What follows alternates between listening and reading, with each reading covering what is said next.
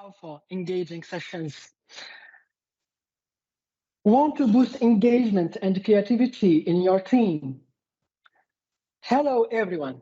Thank you for joining me today in this exciting 20-minute webinar, during which we will discover the secret to effective facilitation. It's time to unlock the full potential of your team. Quick guidelines before getting started. This presentation is in English. This session is recorded. The recording and all slides will be available within 24 hours. Please ask questions. All questions will be answered during QA session. Your microphones will be muted throughout. Hi, I'm BEN-ALEYA, a solutions architect and enthusiast of innovative techniques to drive engagement and creativity. I prefer being introduced as Agilist. I'm proud to be a certified Scrum Org professional, and I recently achieved the Professional Scrum Facilitation Skills certification. Today, we'll be exploring the concept of facilitation, the role of the facilitator, and the art of facilitating with a focus on liberating structures. Let's get started. What is facilitation? Facilitation is like guiding a group towards a common goal. It's about getting everyone involved, speaking creativity, and creating a sense of ownership. When done well, it can unlock a group's shared intelligence.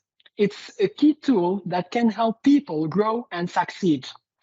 There is 5 key principles of facilitation. There are participatory, healthy, transparent, process-oriented, and purposeful. These principles guide us to effective and powerful facilitation. Let's break each one down. First, we have participatory. It's simple words. It means everyone gets involved. It's about sharing responsibility as a team. Remember, when everyone contributes, we all win. Healthy, second, it's healthy. This is about creating a safe space. It's what we call psychological safety. People should feel comfortable sharing different or even conflicting views.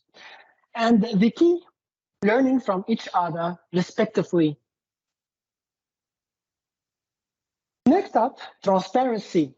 This means everyone is on the same page. Clear understanding shared among all is the real transparency. Then we focus on the process. Facilitation is like a journey toward the goal. It needs to be collaborative and inclusive. Embracing diverse perspectives, we want everyone to contribute in their unique way. Lately, being purposeful. This means having a clear goal. Everyone should know it, align with it, and work towards it. A session with purpose keeps everyone focused and driven. Some Tanner says, I see group facilitation as a whole constellation of ingredients, a deep belief in the wisdom and creativity of people, a search for synergy and overlapping goals, the ability to listen openly and actively, a working knowledge of the group dynamics. To wrap up, remember these 5 principles: be participatory, ensure a healthy space, maintain transparency, value the process, and stay purposeful. When you follow these principles, you will turn every facilitated session into a powerhouse of creativity and productivity. Who is the facilitator? Facilitators can come from many backgrounds and have varying levels of experience. Great facilitators, however, demonstrate multiple skills and traits, including active listening, encouraging curiosity, problem solving, and many more. Let's dive into each one. Active listening. A great facilitator really listens. They focus on what's said and what is not. They show everyone how to listen and speak actively. They inspire curiosity. They welcome all viewpoints by asking open questions. They spark reflection and discussion. Good facilitators are problem solvers. They help the group to define and tackle problems together, exploring a range of solutions. They understand that conflict is natural. They ensure conflicts are handled constructively and respectfully. A good facilitator gets everyone involved. They create a safe space for everyone to share thoughts and ideas. They push the group to be open and to new ideas, suggestions, and perspectives. They show empathy and compassion. They respect everyone's feeling and perspectives. An effective facilitator leads the group towards their collective goals. They help the group to reach agreement. They ensure everyone's on the same page. They know how to manage time. They keep things on track, they are flexible too. They set a clear objective for each meeting. They focus on the main goal, not just agenda. They communicate well, using clear and simple language. And finally, they are organized. They prepare well and follow up on decisions made. So, to be a great facilitator, remember these key qualities: active listening, encouraging curiosity, problem solving, resolving conflicts, using a participative style, encouraging openness, empathizing, leading, building consensus, managing time effectively, setting objectives, and communicating adequately. How do we facilitate? As easy as ABC. Do you remember learning the alphabet and learning to spell your first words? Alphabets are not only easy to learn, they are endlessly adaptable and universally useful. They are the building blocks of words, ideas, and actions. With the 26 letters of the Roman alphabet, millions of different combinations can be strung together, enough to write the words of many languages. Now, imagine having access to only a 5-letter alphabet. How many different words and ideas could you structure? How frustrating would it be to communicate with just few words? How boring and repetitive you're dealing with others to be. This is precisely the situation in which most people find themselves when working with other people. They are boxed in by the equivalent of a 5-letter alphabet, which consists of the 5 methods everybody, everywhere uses to organize how groups of people work together.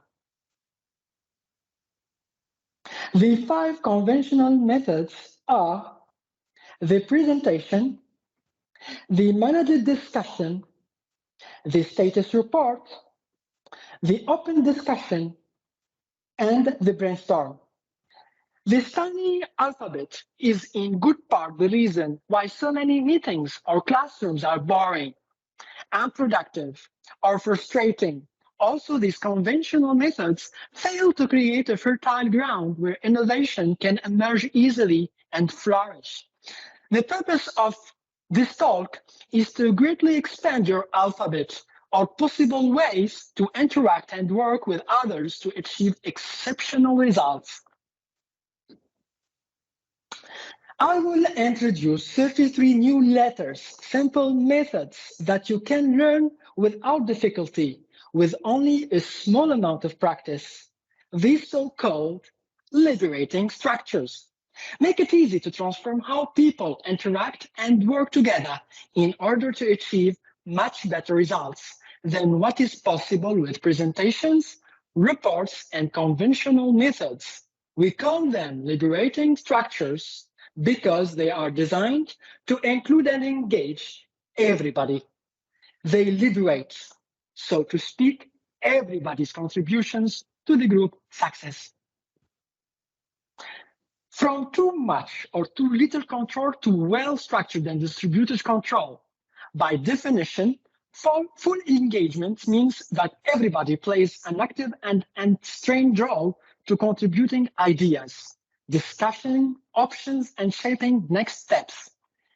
The descriptions of the presentation, the open discussion, and the managed discussion make it clear that how and why conventional structures fail to make this possible.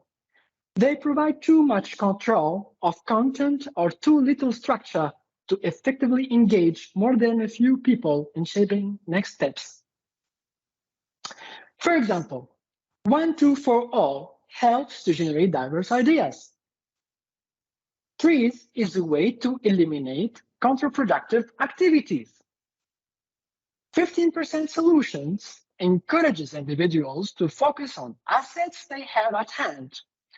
I encourage you to experiment with these techniques in your meetings, workshops, or any group process. Visit liberatingstructures.com to know more. Now, let's talk about the rollercoaster of group dynamics in decision-making. There are times that reaching the decision can be straightforward, especially if concerns a simple problem and the decision carries low risk and impact. However, trying to reach a decision when tackling a complex problem with a group of people often feels different.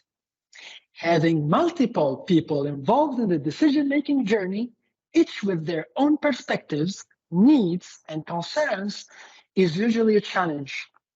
It's natural to have discomfort in group interactions, especially when solving complex problems. The diversity of a group of people offers a great opportunity to tap into a wider range of creativity and then for innovation, but it can also lead to misunderstanding and the clashes. It's a journey for exploring a group's different perspectives and ideas.